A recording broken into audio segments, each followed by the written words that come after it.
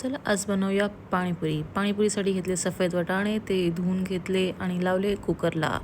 कुकरमध्ये लावताना त्यात घातलं हळद, हिंग आणि मीठ. मिठाने BP होतो, पण मिठाने चव पण येते.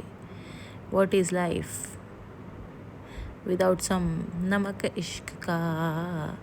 नका इश्क का नमक बिलकुल नको, राहून दे. आता लावूया कुकरला आली शिटी मारली त्याने मला. आणि हे मिठा पाणी, आणि हे आहे मी स्वतः घरी बनवणार आहे, ते होतं पुदिना. आणि आता घेतला गुळात थोडं पाणी टाकलं, मिक्स केलं आणि त्यात टाकली गोडी चटणी. आणि ऑल्सो टाकलं हे काय टाकलं, चाट मसाला थोडासा टेस्टसाठी, यम. आणि मग त्यात टाकलं जिरा पावडर टाकल्यानंतर आपण परत चेक केला आपला कुकर झालं की नाही उघड.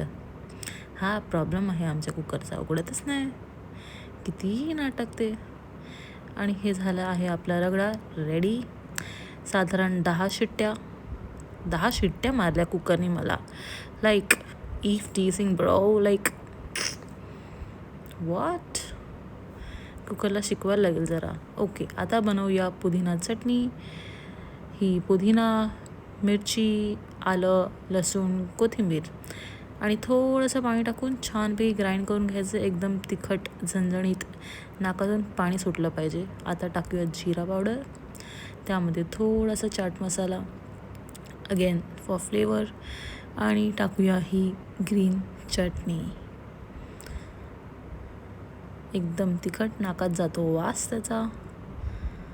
ही नाकात नाही टाकायची, ती बाउलमध्ये टाकायची आणि मिक्स करायची. चुकून नाकात टाकू नका, please don't follow all instructions.